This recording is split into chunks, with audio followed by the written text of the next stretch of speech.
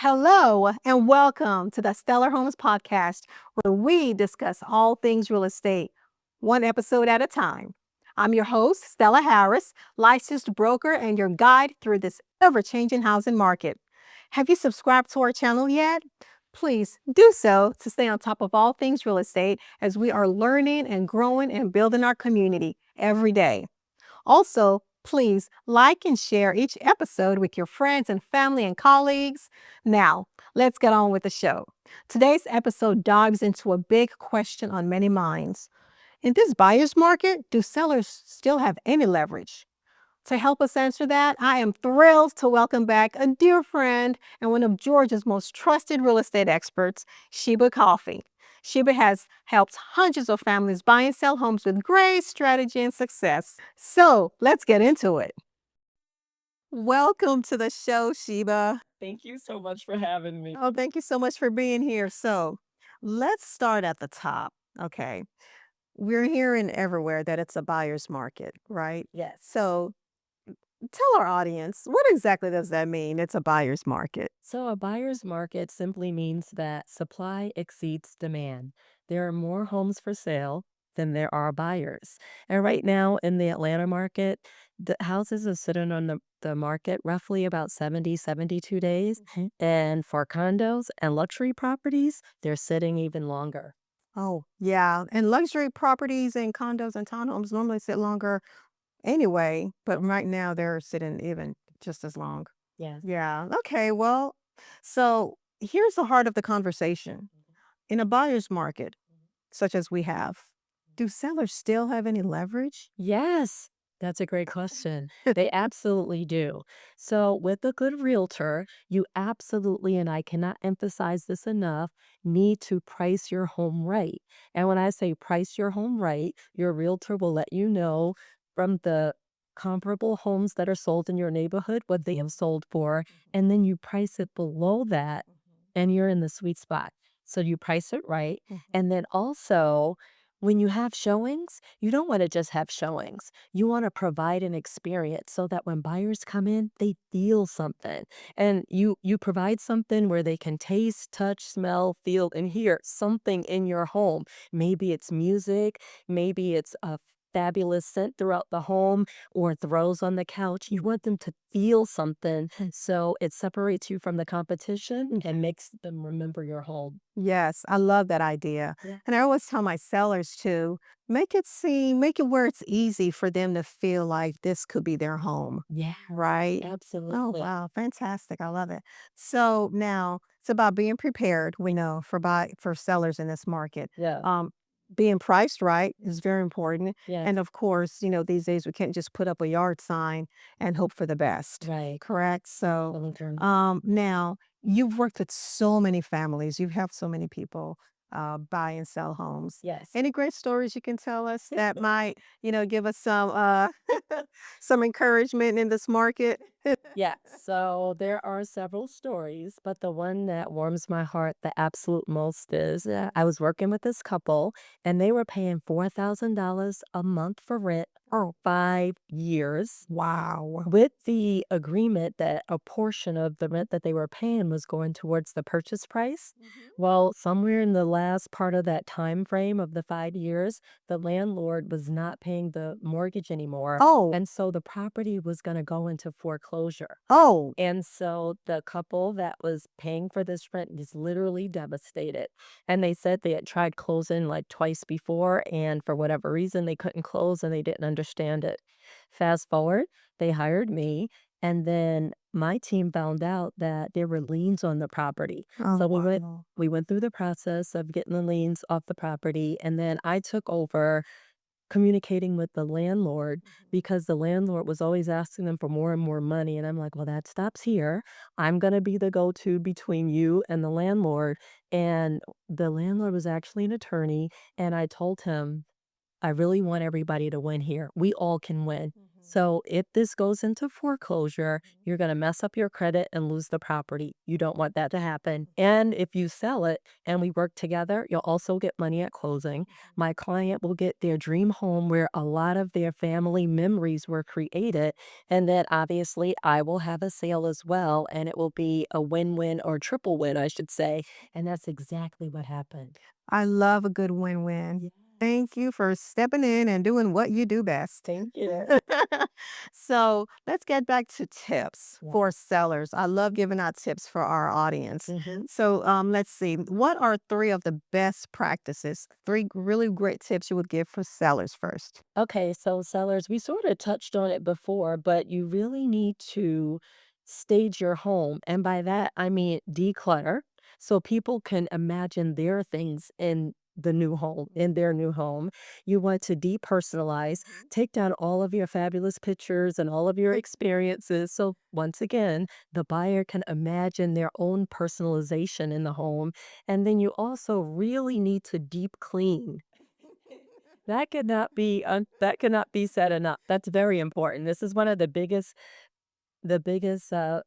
assets that somebody's gonna buy. You want it to be clean and move-in ready. Exactly. So Yeah. yes, The three D's, yes, right? the 3 Ds. Okay, let's repeat that again. Declutter. Declutter, depersonalize, and deep clean. I The love it. 3 Ds. Those are really important. And then some of the other things, you want to be open to options. So sellers, buyers are asking for a lot of different things now. They might be asking for closing costs and just for help to get into the home, but be open to it. Be open to doing rate buy downs. Be open to offering a selling broker bonus with a time period. Just be open to the possibilities. Exactly. And then once again, I almost want to jump up and do backflips at dancing. Seriously, you have to price it right. Mhm. If you price it right, like you're really helping the competition. Exactly. Yeah, it's got to be priced right Absolutely. today or it's just going to sit. Yeah. That's exactly what's happening. Mhm. So, well, we're learning. Sellers are learning and it's okay. We're going to be okay. Yes. Buyers and sellers both. So, let's talk about the buyers. Give the buyers a few tips. Yeah. What are your three best practices for Oh buyers? my goodness. Please don't hold me to me. I'll talk really fast on the others. Okay. So the first one is you have to get pre approved so you know what you're working with. And then once you get pre-approved and you're looking at properties, you're ready to make an offer, do not neglect the inspection. Do not skip it under any circumstances. Bear with me. I want to share a little story. We've talked about that on this show, the importance of inspections. Yes, because they reveal what you can't see. So I Mhm. want to paint a picture for you. Okay. Just imagine this gentleman meets this stunning woman, then he takes her home. And then the next thing you know, she takes off her wig and, like, surprise, she's bald. Oh, okay. But then, stick with me, then she pulls out her teeth. Oh, and look how he's speechless. Okay? And then she pops off her leg. And he is rethinking all of his life choices. The whole point is an inspection will reveal what you can't see. So seriously, maybe it's termites. It might look fabulous, but they might have termites or faulty wiring or a leaky roof. You don't know what you can't see. So do the inspection. That is huge because you just might end up with lipstick on a pig, and lipstick on a pig will make you pay big.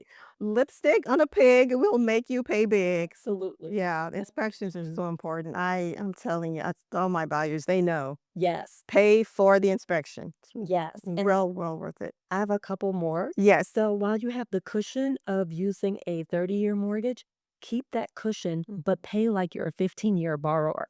You'll pay down the house faster and you'll pay a lot less in interest.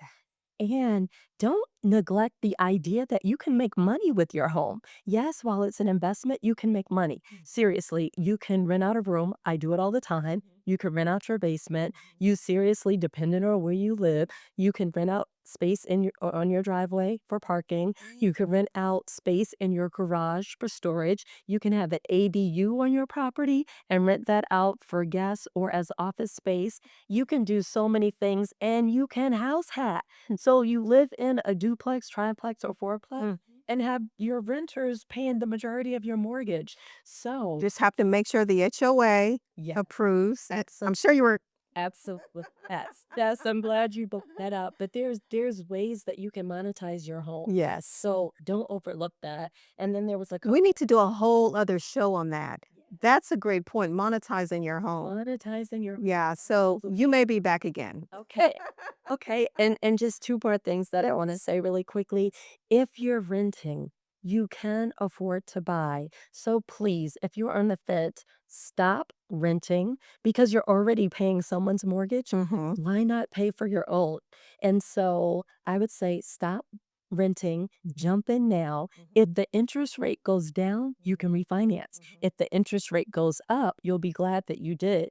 But if you continue renting, Mhm. you're paying 100% mortgage or 100% interest. So who really cares about 6% compared to 100%? Exactly. And then the last thing I will leave you with is, Yes. do you really want to know the secret to wealth? What is the secret to wealth, Sheep? It is not crypto. It is literally real estate. Real estate is a power move. It's not just purchasing property, it is a power move built on strategy, legacy, and power. Absolutely. Speaking of legacy, there is not a multimillionaire that has ever been made in the world that did not invest or have some sort of ties to real estate. Exactly. Any billionaire that you know has some sort of tie to real estate. 1,000,000%. Okay, Yeah. so To join this. yes, join the real estate family, please. To buy. Absolutely. All right, fantastic. So let's zoom in a little bit on the Georgia market specifically. What Yes. trends are you seeing in our specific market Oh, locally? so right now, homes are sitting. Mhm. But in certain areas, they're moving quickly. So in Johns Creek, in Sandy Springs, in Marietta, in McDonough, and other areas, they're going quickly. If you're less than the $500,000 mark, Right. they're going quickly. So that's phenomenal. But moving forward, as we are approaching the holidays, yes, they're going to sit during the holidays. But that's a golden opportunity for people to look now and buy now. While some people are sitting out during the holidays, Mhm. you might just find some perfect gems for you with a little less competition. I totally agree. Mhm. Honestly, for myself, I like to buy during the fall and winter season, especially the winter seasons Yes, when you can really see the landscape. You can really see the lay of the land. And also, there are less buyers. People are busy traveling and spending holidays with their families. I right. can get some really good deals. One million So percent. that's a very good point. So now, what should buyers and sellers watch out for? If you we can't really read the future, but we have a pretty good sense of where the market is going.